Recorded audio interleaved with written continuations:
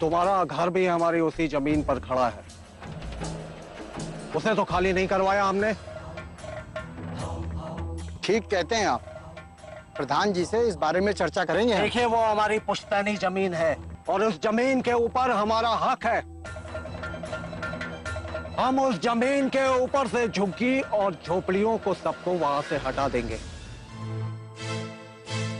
और अपने गोदाम बनवाएंगे हम वहां पर। जा साहब, काश आधार कार्ड बनवाने में इतनी तेजी दिखाई होती। जाने कब से लोग कह रहे हैं आपसे, पर आप सुनते ही नहीं। आधार कार्ड की क्या जल्दी है, वो भी बन जाएगा। पहले नोटिस देखो, नोटिस।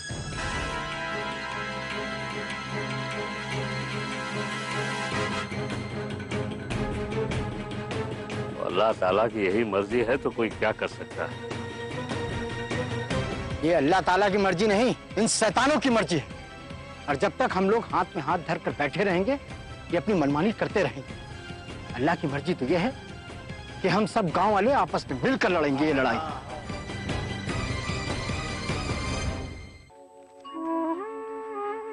अरे सफीना दीदी, आप यही मिल गए। मैं आपके घर ही जा रही थी। ये लो।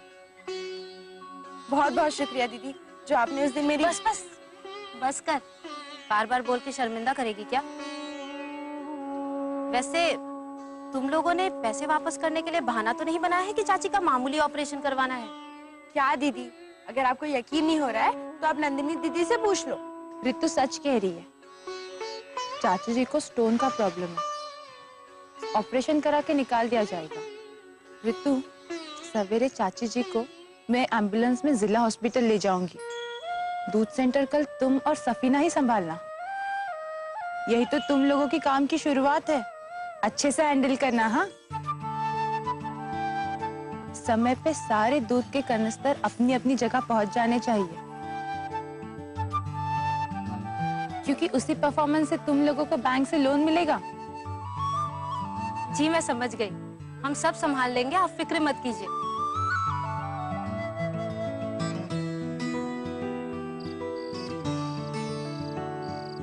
अल्लाह अकबर, अल्लाह अकबर, अल्लाह अल्लाह अकबर, अल्लाह अल्लाह। अस्सलाम वालेकुम। वालेकुम सलाम। तूने नमाज पढ़ ली? पढ़ लूंगी अम्मी जान।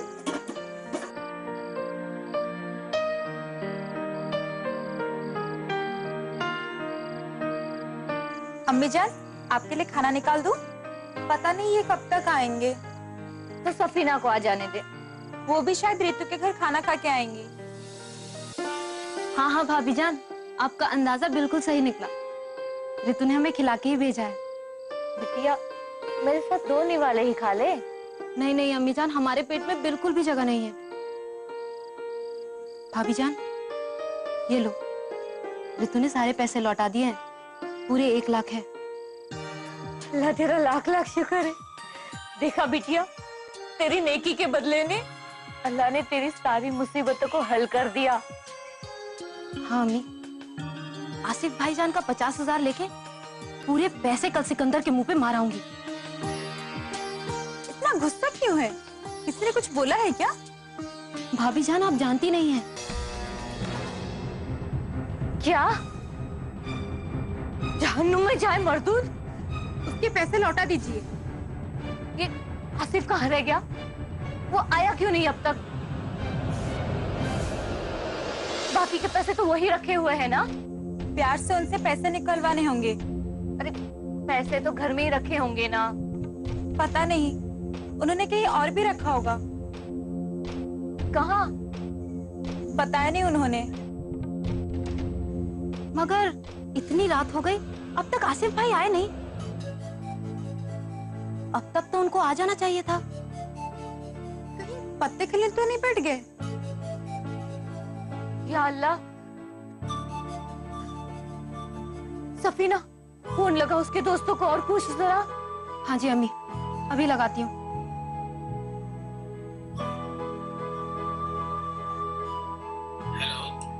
अस्सलाम वालेकुम इस्माइल भाईजान। वालेकुम अस्सलाम। अच्छा, आसिफ भाईजान आपके साथ है क्या? जी नहीं। अच्छा, तो सिराज को फोन लगा। जी।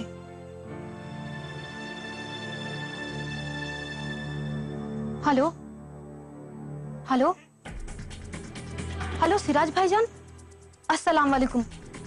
जी मैं सकीना। वालेकुम अस्सलाम सकीना। हाँ बोलो, क्या काम है? जी आसिफ भाईजान को आपने देखा है क्या?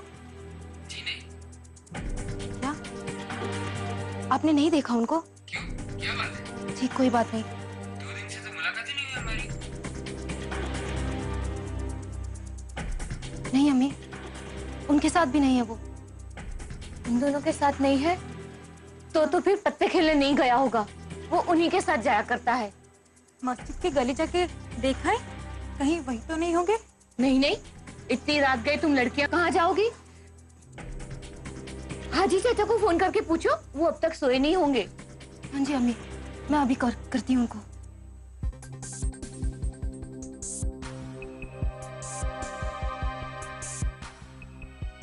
अस्सलाम वालेकुम चाचा जान, मैं सफीना। वालेकुम सलाम। जी चाचा जान, आपने आसिफ भाईजान को देखा है क्या?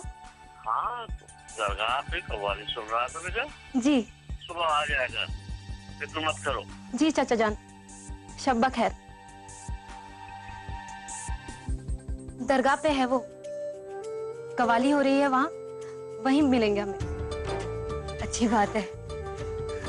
बहू, तू अब खाना खा लेना, वो देर रात से ही लौटेगा।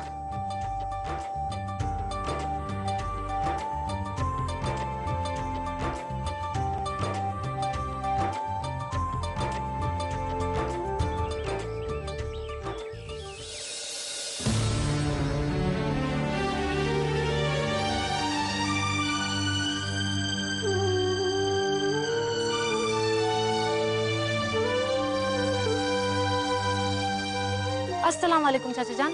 वालेकुम सलाम व रहमतुल्लाह व बरकातहू। क्या बात है बिटिया, बहुत परेशान लग रही हो?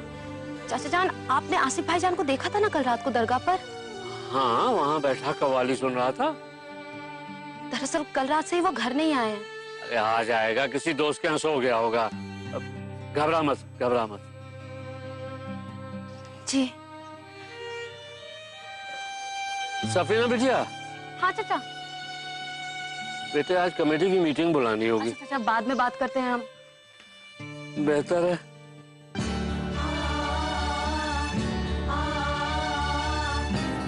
अरे मौसी, आप राज डेयरी जा रहे हो ना?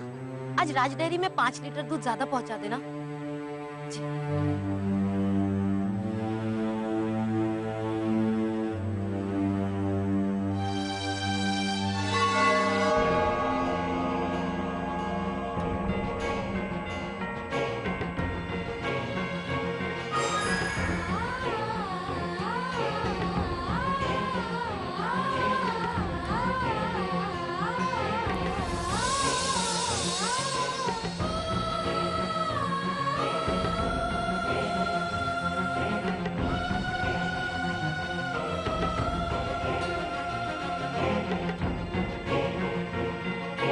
सफीना दीदी, हाँ रे तू। माँ को ले जाने के लिए एम्बुलेंस आई थी। नंदिनी दीदी खुद ही लेने आई थी। बहुत अच्छी है वो। आप क्या दूध सेंटर से आ रही हो? नहीं रे, आसिफ भाईजान को ढूंढ रही हूँ। कल रात से ही वो घर नहीं लौटे हैं। तुम दूध सेंटर निकलो, मैं अम्मी और भाभी जान को लेके आती हूँ। कहाँ है आसिफ? पता नहीं कहाँ है वो। सफीना बाजी भी आई नहीं अभी तक। सेंटर भी जाना है। अम्मी जान, सफीना बाजी सेंटर चली गई होंगी शायद। हमें भी चलना चाहिए। अरे ऐसे कैसे चली गई होंगी? हम सब साथ ही जाएंगे ना। भाईजान, तब से पूछ रही हूँ आपसे।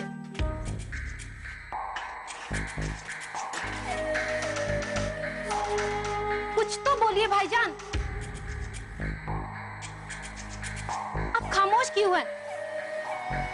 कहाँ था आसिफ? हम सब कितने फिक्रमंद थे। और ये क्या हालत बना के रखी है अपनी? कहाँ मिले ये? मस्जिद के पीछे वाले चबूतरे पे सोए थे। या अल्लाह, आपको जरा भी डर नहीं लगता?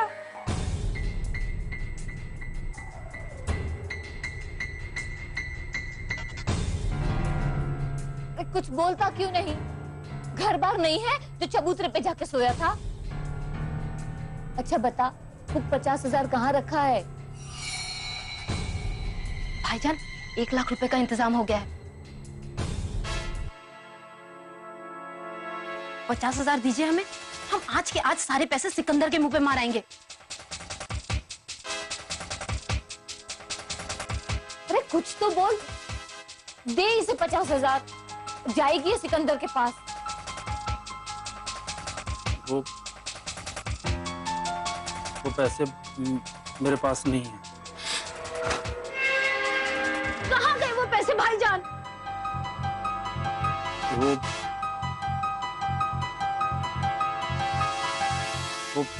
रात पत्ते खेलने में सारे पैसे हार गया मैं। या अल्लाह!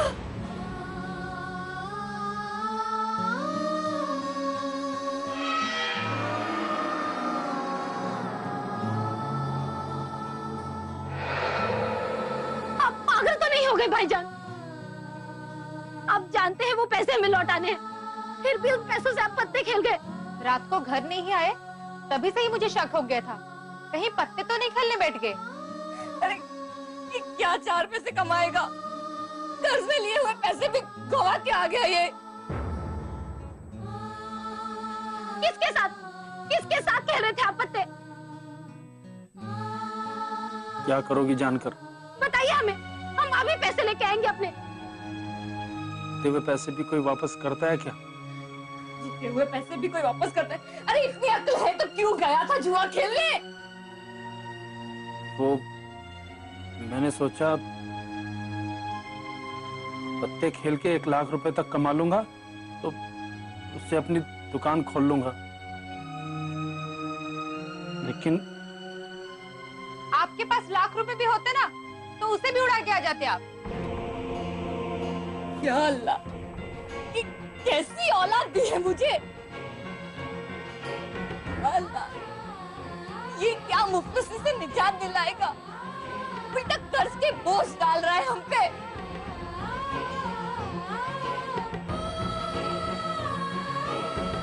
10,000 रुपए दो, पूरे पैसे वापस ले आऊंगा जीत के। 50,000 डुबो के जी नहीं भरा, जो 10,000 और चाहिए। ये क्या किया भाईजान आपने? हम सिकंदर मिर्जा को पूरे पैसे कैसे वापस कर पाएंगे? आप क्या चाहते हैं कि हम जिंदगी भर उसकी गुलामी करते रहे? कैसे भाई है आप? भाई तो बहन की हिफाजत करता है और आप है कि आपने हमें ही फंसा दिया। अब हम क्या करेंगे? अब बताइए हम क्या करें? क्या करें बताइए हमें। बोलिए चुप क्यों है भाईजान? आप जवाब दीजिए हमें। ये क्या किया आपने? आसिफ भाई, आसिफ भाई!